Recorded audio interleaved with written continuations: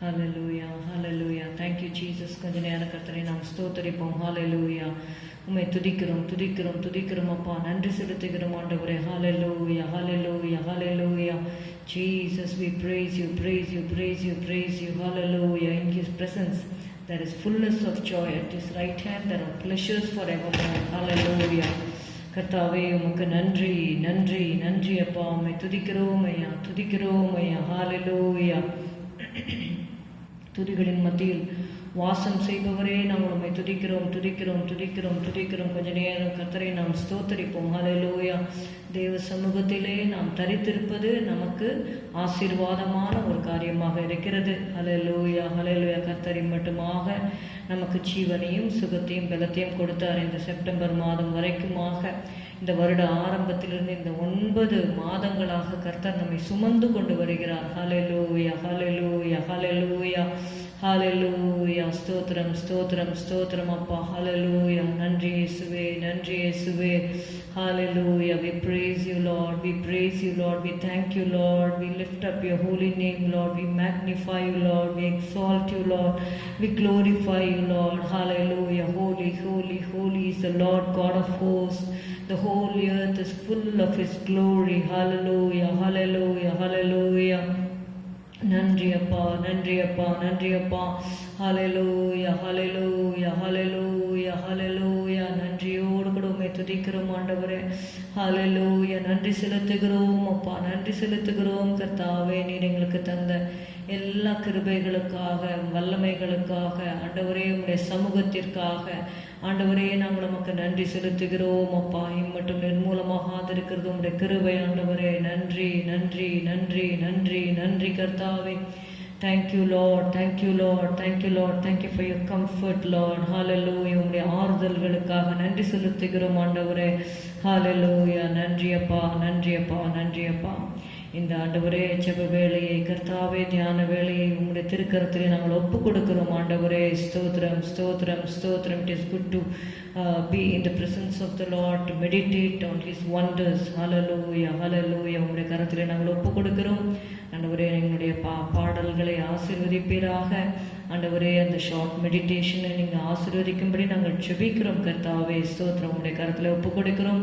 இப்பொழுதும் கர்த்தாவே, இதை ஆண்டவரை பார்த்து கொண்டிருக்கிற, கேட்டுக்கொண்டிருக்கிற உம்முடைய பிள்ளைகள் ஒவ்வொருவருடைய இருதயங்களையும் கர்த்தாவே நீர் ஆற்றி தேற்றி பலப்படுத்தும்படி நாங்கள் ஜெபிக்கிறோம் அப்பா. ஸ்தோத்திரம். பலவீனனும் தன்னை பலவான் என்று சொல்வானாக என்ற வார்த்தையின்படி கர்த்தாவே, let the weak say I am strong. Hallelujah. Thank you Lord. Bless them Lord. In Jesus name, amen. இயேசுவின் நாமத்தில் பிதாவே, ஆமென்.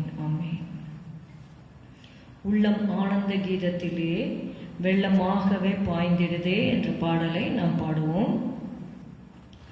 உள்ளம் ஆனந்த கீதத்திலே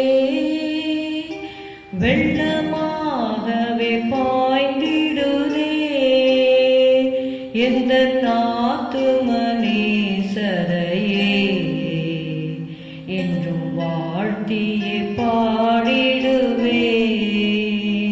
உள்ளம் ஆனந்த கீதத்திலே வெள்ளமாகவே பாய்ந்திடுதே,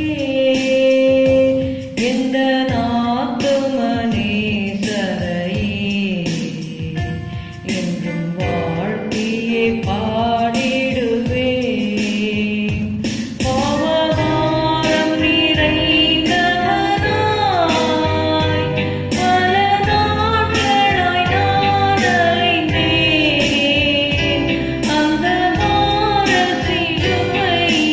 Hey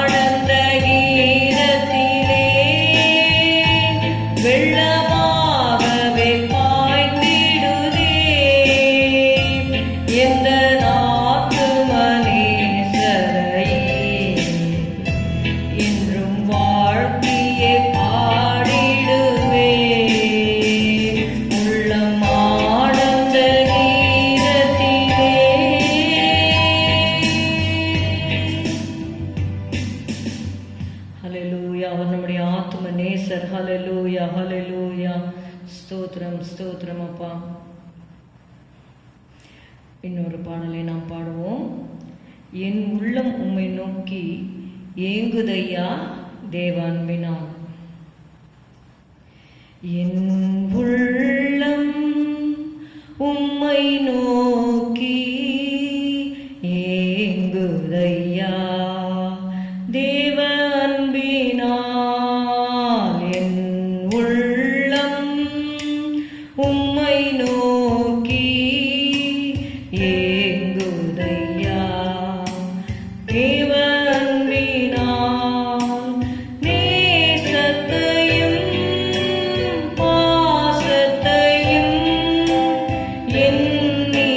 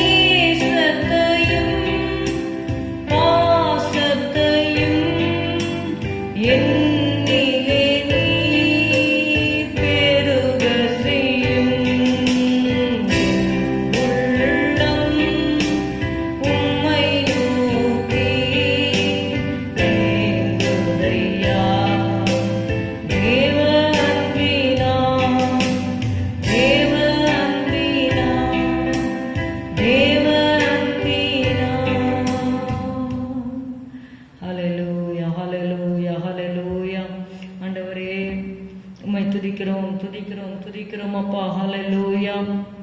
உம்முடைய அன்பினால் கர்த்தாவே ஸ்தோத்திரம் ஸ்தோத்திரம் ஸ்தோத்திரம் அப்பா. ஹalleluya ஹalleluya. என்னுடைய இதயம் ஹalleluya ஏங்குகிறது ஆண்டவரே உம்முடைய அன்பிற்காக. ஆண்டவரே ஸ்தோத்திரம் ஸ்தோத்திரம் அப்பா. ஹalleluya ஹalleluya. எளியவன் என்றைக்கும் மறக்கப்படுவதில்லை, சிறுமைப்பட்டவர்களுடைய நம்பிக்கை ஒருபோதும் கெட்டு போவதில்லை என்று சொன்னீரப்பா. ஹalleluya ஹalleluya. தேவாலயத்திலே உம்முடைய நாமத்தை நாங்கள் உயர்த்தும்படியாக, உம்மை ஆராதிக்கும்படியாக நாங்கள் வந்திருக்கிறோம். Lord, we have gathered to worship your holy name. Hallelujah, hallelujah. We have come into his house and gathered in his name to worship him. We have come into his house and gathered in his name to worship him. We have come into his house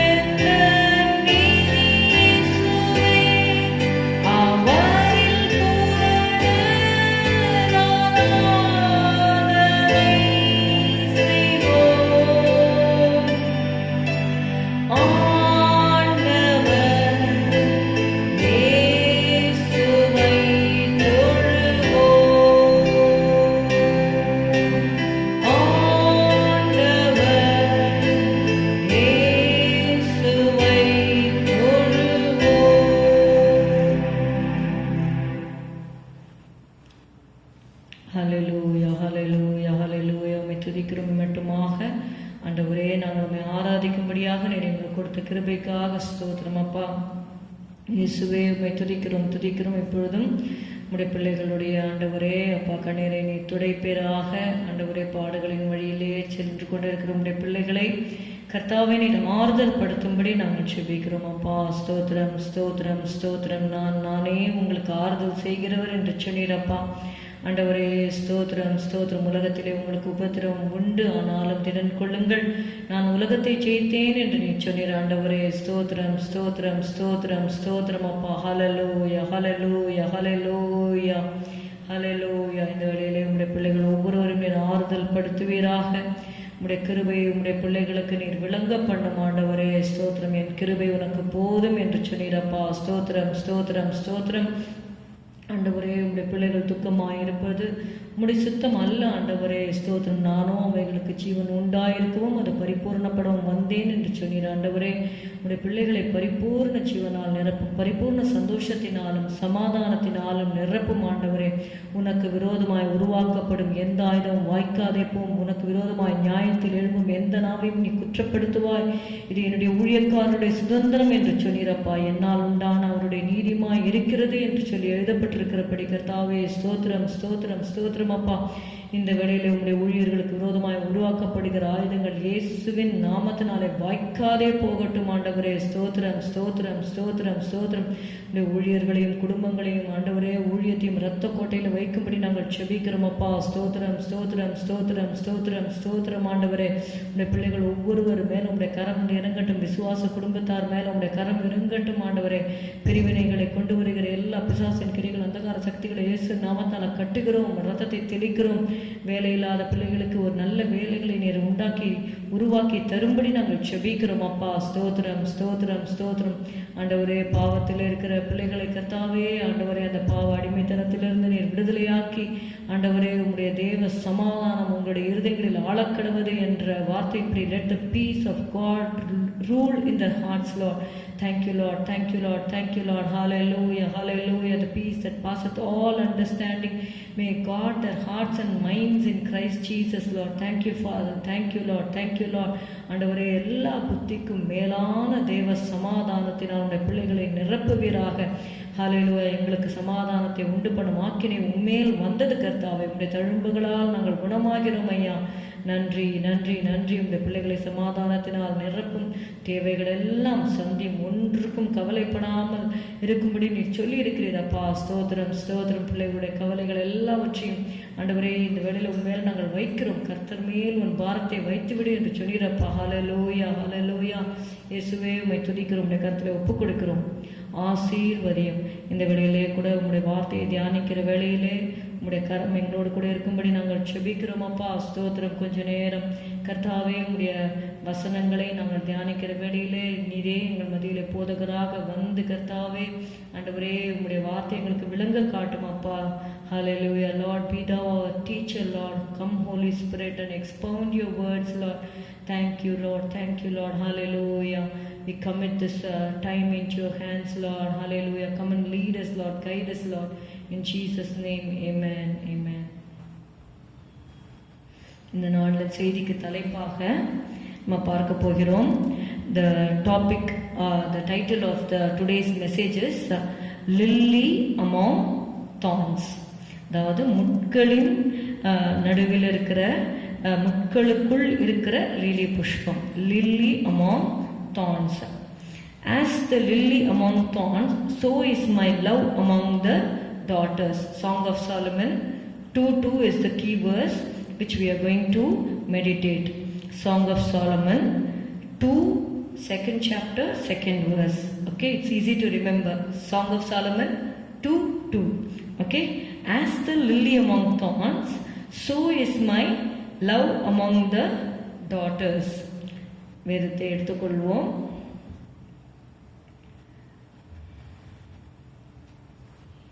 உன்னத பாட்டு, சாலமோனின் உன்னத பாட்டு 2ஆம் அதிகாரம் 2ஆம் வசனம். முள்ளுகளுக்குள்ளே lily புஷ்பம் எப்படி இருக்கிறதோ அப்படியே குமாரத்திகளுக்குள்ளே எனக்கு பிரியமானவளும் இருக்கிறாள். முள்ளுகளுக்குள்ளே லீலி புஷ்பம், அதுதான் இந்த செய்திக்கு தலைப்பாக நாம் வைக்க போகிறோம்.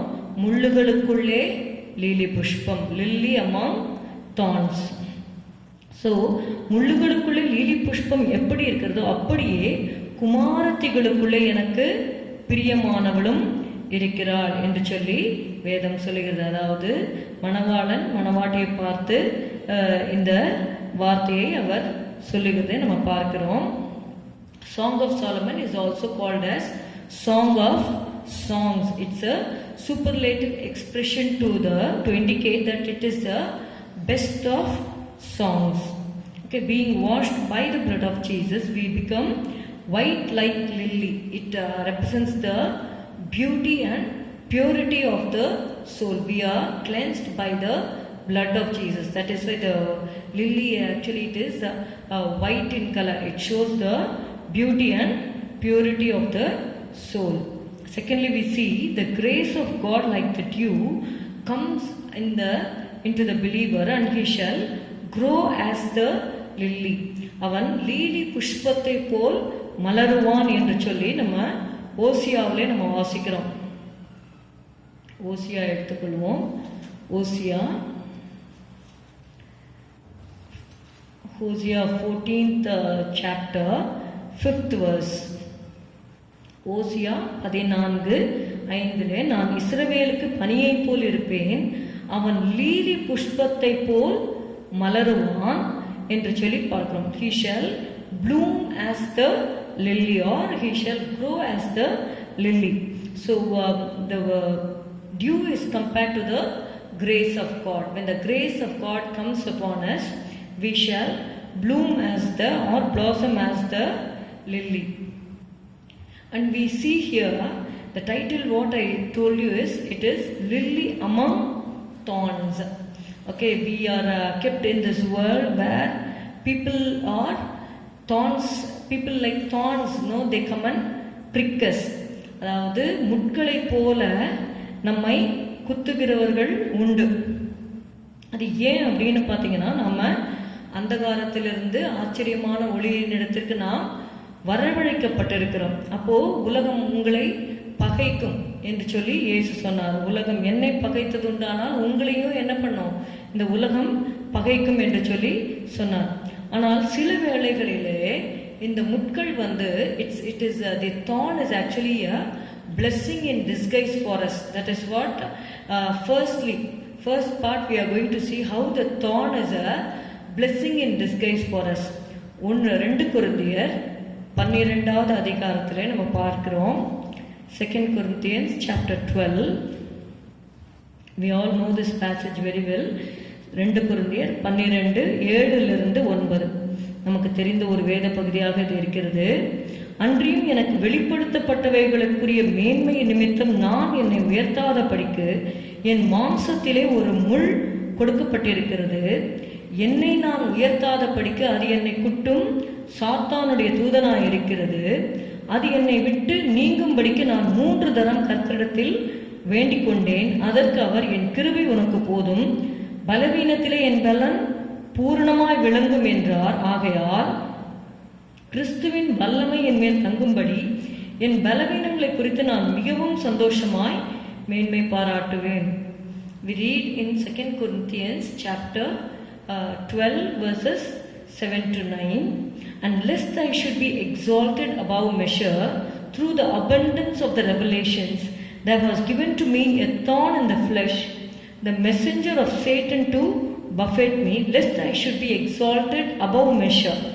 For this thing I besought the Lord thrice, that it might depart from me. But in verse 9, Jesus said, my grace is sufficient for thee, and my strength is made perfect in your weakness. So Apostle Paul says, most gladly therefore will I rather glory in my infirmities, that the power of Christ may rest upon me. So sometimes the thorns like sufferings are sent to us for our own good. We all know that this Lucifer, the fall of Lucifer, the cause for the fall of Lucifer is pride. Bible says pride goeth before destruction, and God resisteth the proud but gives grace to the humble. See, in this case, Apostle Paul, he had lot of revelations.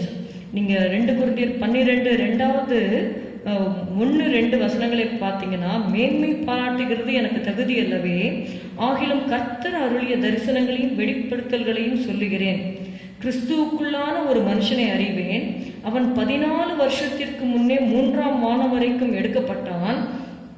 அவன் சரீரத்தில் இருந்தானோ சரீரத்துக்கு புறம்பே இருந்தானோ அதை அறியேன், தேவன் அறிவார் என்று சொல்லி அவன் பரதீசுக்குள் எடுத்துக்கொள்ளப்பட்டு மனுஷன் பேசப்படாதும் வாக்கு கேட்டாததுமாகிய வார்த்தைகளை கேட்டான் என்று அறிந்திருக்கிறேன். So he was given revelations. Apostle Paul was given revelations and visions. இந்த தரிசனங்களெல்லாம் பெற்றுக்கொண்டு அவனுக்குள்ள பெருமை வரக்கூடாது என்று தேவனே கிருபையாக என்ன பண்ணார்னா, அவனுக்கு ஒரு பலவீனத்தை அனுமதித்தார். He was allowed an infirmity in his body. Many people, this thorn in the flesh, actually it is a Greek word which says skolops. Okay, it means pointed or sharp thorn or prickle. So why it was given? So that he will not exalt himself above measure. It was a messenger of Satan to buffet him. So even these thorns, we cannot avoid these thorns, because these thorns are allowed by God to come into our life, so that we will not exalt ourselves above measure and we will not fall into pride. These thorns are not pleasant, but they are profitable. That is why I told you they are blessings in disguise to make us humble. These thorns are allowed in our life, and that is why Apostle Paul says, most gladly therefore will I rather glory in my infirmities, that the power of Christ may rest upon me. அதனால ஆகையால் கிறிஸ்துவின் வல்லமை என்மேல் தங்கும்படி என் பலவீனங்களை குறித்து நான் மிகவும் சந்தோஷமாய் மேன்மை பாராட்டுவேன் என்று அப்போஸ்தலனாகிய பவுல் சொல்லுகிறதை பார்க்கிறோம். 10வது வசனத்திலே, அந்தபடி நான் பலவீனமாய் இருக்கும் போதே பலமுள்ளவனாய் இருக்கிறேன். ஆகையால் கிறிஸ்துவின் நிமித்தம் எனக்கு வரும் பலவீனங்களிலும் நிந்தைகளிலும் நெருக்கங்களிலும் துன்பங்களிலும் இடுக்கண்களிலும் நான் பிரியப்படுகிறேன் என்று சொல்லி அப்போஸ்தலனாகிய பவுல் சொல்வதை பார்க்கிறோம். அப்போ இந்த thorns, actually we are meditating about lily among thorns. So Apostle Paul was like a lily, even though he was surrounded by an infirmity. That one thorn we have meditated. Secondly, we will go to the second part of this message, is Deuteronomy 33:16. உபாகமம் 33வது அதிகாரம் 16வது வசனம். நாடும் அதன் நிறைவும் கொடுக்கும் அருமையான தானியங்களினாலும் ஆசீர்வதிக்கப்படுவதாக. முச்செடியில் எழுந்தருளினவரின் தயை யோசேப்புடைய சிரசின் மேலும் தன் சகோதரரில் விசேஷித்தவனுடைய உச்சந்தலையின் மேலும் வருவதாக என்று சொல்லி பார்க்கிறோம். முச்செடியில் எழுந்தருளினவரின் தயை. See, the Lord will show up in your thorny situation. Of course, we are called as lily among thorns. So is my love among the daughters. It means that those daughters are compared to thorns. Okay, they are kept to perfect this lily. Actually, whenever these thorns are going to prick that flower, a beautiful fragrance, okay, a lovely fragrance will come out of that flower. So இங்கே பார்த்தீங்கன்னா அப்படிப்பட்ட அந்த thorny situations, அதில் ஆண்டவர் என்ன பண்ணுவார்னா, நமக்காக அவர் எழுந்தருளுகிறவராக இருக்கிறார். அதனால தான் நம்ம வாசிக்கிறோம் உபாகமம் 33:16 முச்செடியில் எழுந்தருளினவரின் தயை என்று சொல்லி பார்க்கிறோம். இங்கே மோசே கடைசி நாட்களிலே இஸ்ரவேல் ஜனங்களை ஆசீர்வதிக்கிறார் என்று சொல்லி பார்க்கிறோம். உபாகமம் 33:1-2.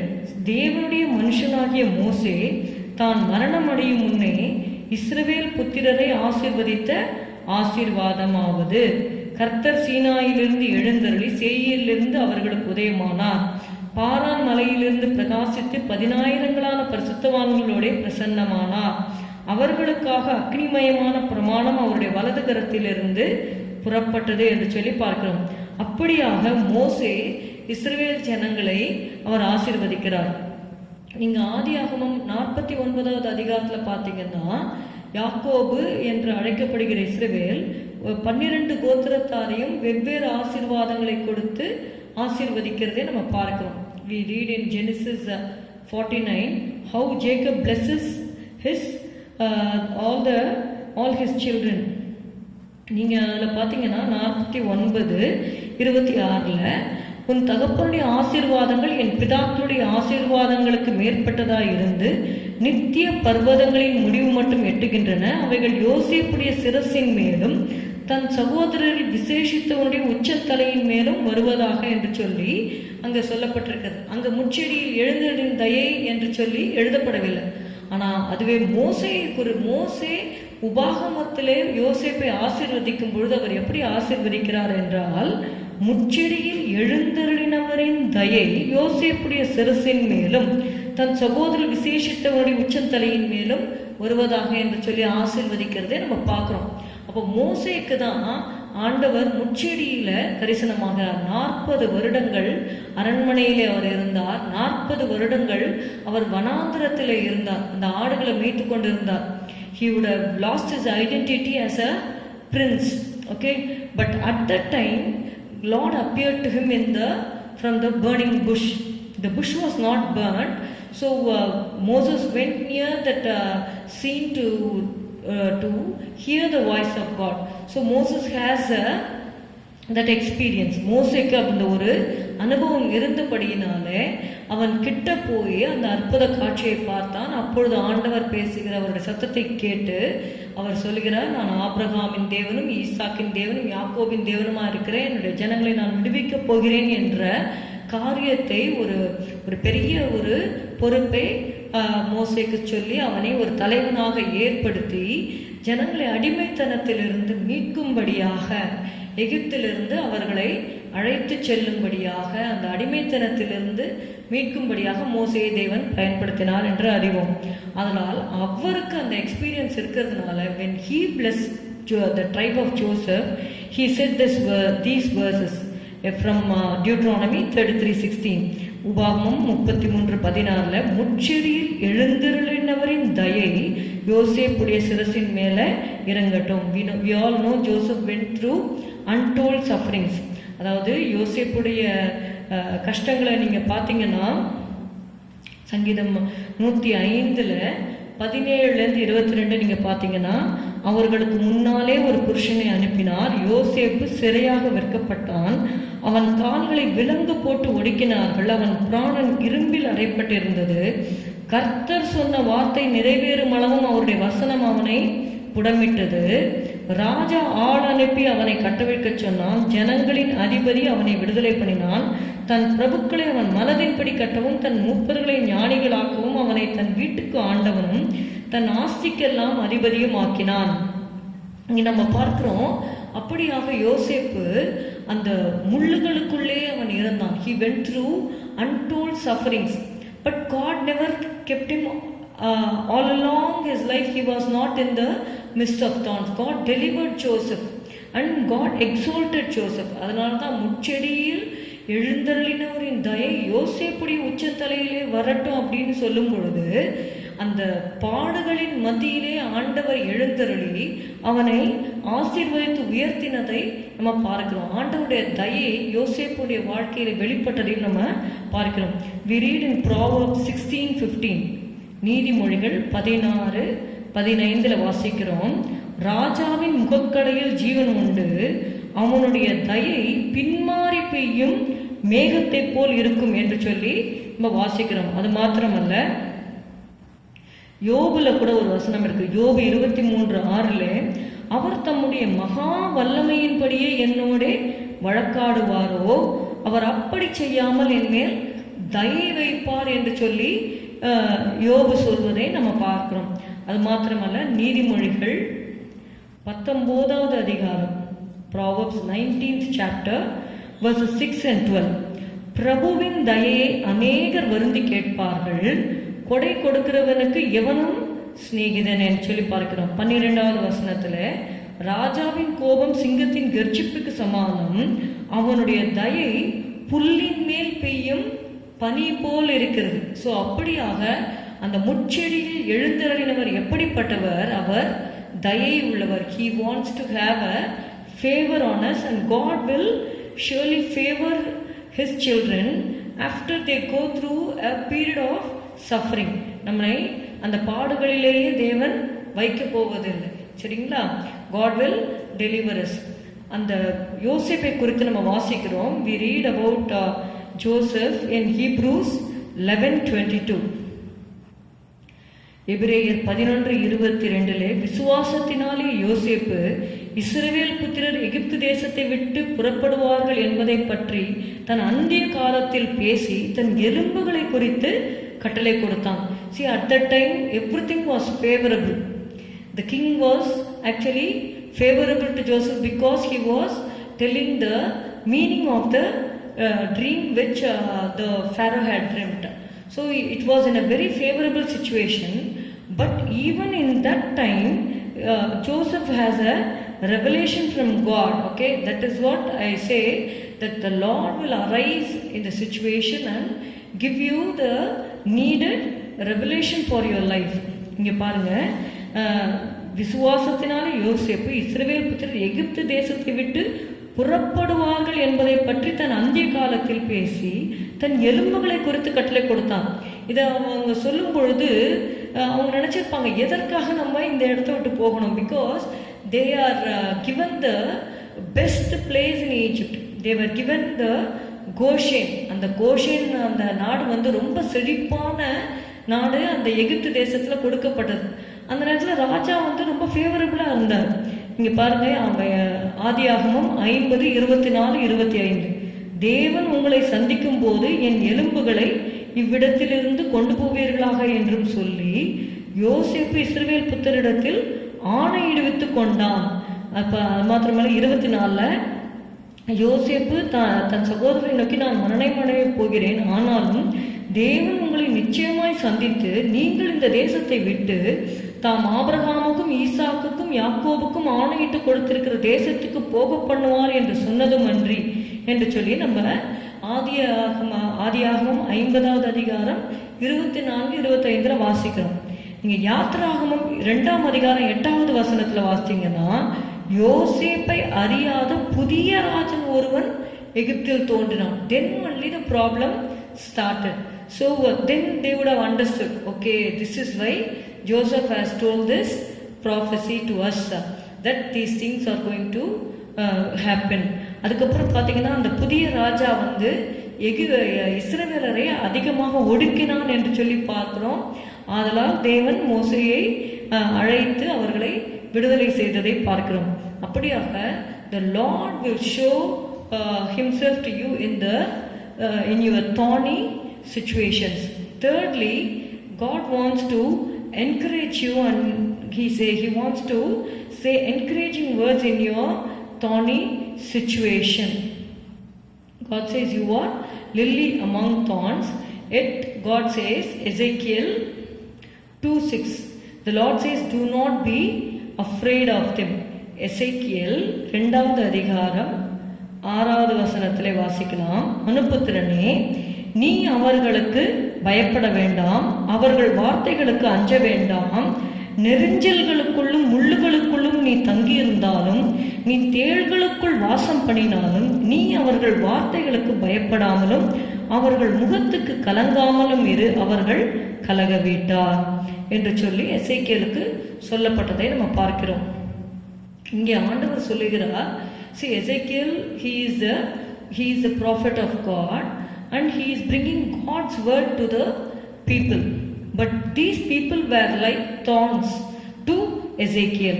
So God says, you do not be afraid of the wicked people. The wicked people are like briars and thorns. They speak hurtful words. See, thorns speaks of grief, grieving thorns, and briars, they are pricking. Okay, we know that Jesus was crowned with a crown of thorns, and they mocked him. So thorns also speaks of mockery. Okay, so God's people, we have to go through all these situations, we will be mocked and we will be grieved by the words of the people. People will try to hurt us, but God says, you do not be afraid of them. They try to entangle God's people with the talk. If you read Matthew 22:15, மத்தேயு 22:15, பரிசேயர் அவருடைய வார்த்தையில குற்றம் கண்டுபிடிக்கலாம் என்று சொல்லி அவர்கள் பதிவிருந்தார்கள் என்று சொல்லி பார்க்கிறோம். So the evil not only avoids but persecutes the good people. The good cannot conquer except by suffering. Sometimes we have to go through that path. That is why God says, when you pass through the waters, I will be with thee. God never said when you pass through if you pass through the waters. God never said, but God said when you pass through the water rivers. அதாவது நீ தண்ணீர்களை கடக்கும் போது நான் உன்னோடு இருப்பேன், நீ ஆறுகளை கடக்கும் போது. Sometimes we have to go through this path of suffering. We have to go through the hurtful words of the people, but God says you do not be afraid of them. So our God is a God who encourages us in the midst of the thorny situations. ஏசாயா 44:1-2 நம்ம வாசிக்கிறோம். ஏசாயா 44:1-2. இப்போதும் என் தாசனாகிய யாக்கோபே, நான் தெரிந்து கொண்ட இஸ்ரவேலே கேள். உன்னை உண்டாக்கினவரும் தாயின் கர்ப்பத்தில் உன்னை உருவாக்கினவரும் உனக்கு துணை செய்கிறவருமாகிய கர்த்தர் சொல்லுகிறதாவது, என் தாசனாகிய யாக்கோபே, நான் தெரிந்து கொண்ட யெஷூரனே, பயப்படாதே என்று சொல்லி ஆண்டவர் சொல்லுகிறார். In Isaiah 43:1 also we see, fear not, I have redeemed thee. In Isaiah 44:1-2, yet now hear, O Jacob my servant, and Israel whom I have chosen, thus saith the Lord that made thee and formed thee from the womb, which will help thee. Fear not, O Jacob my servant, and thou Jeshurun whom I have chosen. Isaiah 41:10, fear thou not, for I am with thee, God says. God says in Isaiah 43:1, I have redeemed thee, so do not fear. I have redeemed you with my own precious blood, so fear not. And 41:10, God says, I am with you, so fear not. In Daniel 10:19, and said, O man greatly beloved, fear not, peace be unto you, be strong, be strong. தானியேல் 10:19 எழுதப்பட்டிருக்கிறது. பிரியமான புருஷனே, பயப்படாதே, உனக்கு சமாதானம் உண்டாவதாக, திடன்கொள் திடன்கொள் என்றான். எவ்வளோ அழகாக ஆண்டவர் எழுதி வைத்திருக்கிறார் என்று சொல்லி பாருங்கள். இங்கே பின்பு தானியேல் சொல்லுகிறார், இப்படி அவன் என்னோட பேசுகையில் நான் திடன் கொண்டு அவனை நோக்கி, என் ஆண்டவன் பேசுவாராக, என்னை திடப்படுத்தினீரே என்றேன். One word of encouragement from the Lord will make the servants of God to continue their life. இங்கே தானியேல் பார்த்தீங்கன்னா, Daniel was dare to be a Daniel என்று சொல்லி சொல்வார்கள். அவன் தனிமையாக இருந்தார் என்று சொல்லி பார்க்கணும். Dare to be a Daniel, dare to stand alone. Okay, he had to go into the lion's den alone only. Nobody could accompany him. At least for Shadrach, Meshach, Abednego, they were 3 people. But when it came to the life of Daniel, he had to go as an individual. He had to stand alone for his faith. So அப்படிப்பட்ட சூழ்நிலைகள் வந்தாலும் தேவன் நம்மோடு இருக்கிறார். Daniel knew that God is with him. That is why in Daniel 10:19 we see, O man greatly beloved, fear not, peace be unto thee, be strong, be strong. So ஆண்டவர் தம்முடைய வசனத்தை அனுப்பி தம்முடைய பிள்ளைகளை அவர் பலப்படுத்துகிறவராக இருக்கிறார். ஆண்டவருடைய பலன் நமக்கு போதுமானதாக இருக்கிறது. எலியாவை கர்த்தர் பலப்படுத்தினார். அவர் 40 நாள் இரவும் பகலும் ஓரே பர்வதம் மட்டும் நடந்தார் என்று சொல்லி பார்க்கிறோம். அப்படியாக இந்த நாளிலும் கூட கர்த்தர் பலவீனமாக இருக்கிற உங்கள் ஒவ்வொருவரையும் பலப்படுத்துவாராக. As the lily among thorns, okay, so is my love among the daughters. ஜெபம் பண்ணுவோம். ஹல்லேலூயா, ஹல்லேலூயா. முட்களுக்குள் மலர்கின்றதோர் மக்களை கவரும் லீலி புஷ்பம் போல், முட்களுக்குள் மலர்கின்றதோர்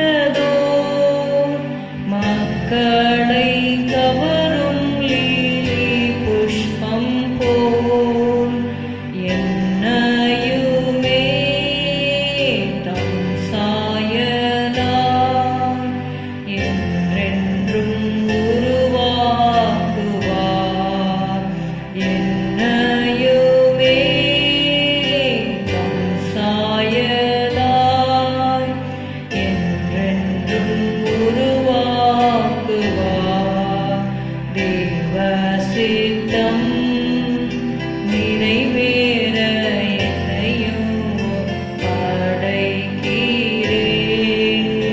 தேவ சத்தம் என்னுள்ளம் பலமாக துணிக்குதே. அன்பின் பிதாவே, உம்மை துதிக்கிறோம். இந்த வார்த்தைகளை கேட்டுக்கொண்டிருக்கிற உம்முடைய பிள்ளைகள் ஆண்டவரே முள்ளுகளுக்கு மத்தியிலே இருப்பார்களானால் உம்முடைய ஆண்டவரே வார்த்தை அவர்களை பலப்படுத்தட்டும், ஆண்டவரை தைரியப்படுத்தட்டும். முச்செடியில் எழுந்தருளுடைய தயை உம்முடைய பிள்ளைகள் மேல் இறங்கும்படி நாங்கள் செபிக்கிறோம். இயேசுவின் நாமத்தில் பிதாவே, ஆமென். எல்லாரும் சேர்ந்து சொல்லுவோம். என் ஆத்துமாவே கர்த்தரை ஸ்தோத்திரி, என் முழு உள்ளமே அவருடைய பரிசுத்த நாமத்தை ஸ்தோத்திரி. என் ஆத்துமாவே கர்த்தரை ஸ்தோத்திரி. கர்த்தர் செய்த சகல உபகாரங்களை மறவாதே.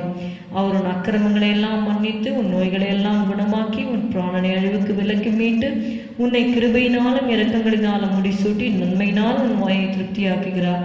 கழுகுக்கு சமானமாய் உன் வயது திரும்ப வாழ வயது போல் ஆகிறது. ஒடுக்கப்படுகிற யாவருக்கும் கர்த்தர் நீதியும் நியாயத்தையும் செய்கிறார். Amen. Praise lord. God bless you. Thank you.